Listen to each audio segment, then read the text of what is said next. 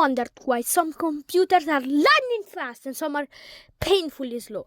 When one key reason is RAM, random access memory. And in under 3 minutes today, I'll show you how RAM works. Your computer is like a kitchen. The storage is the pantry, where you store things long time. And the RAM is the countertop, where you actually work. The bigger countertop you have, the bigger is the amount of things your computer can run. But how does RAM work? When you open an app or a file, your computer moves the data from the hard drive or the SSD into the RAM because it's much faster. The CPU then grabs what it needs from the RAM to keep things running better and more faster. This is why more RAM, the better your computer will be. Sometimes, not always. And you might be asking me, what happens when you run out of RAM?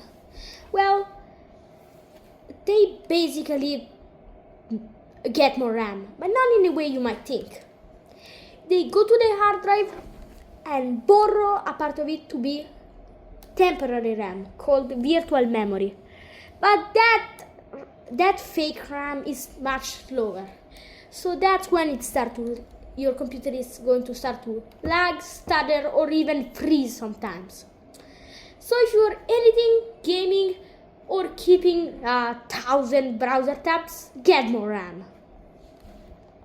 Wait, but how much RAM do I need?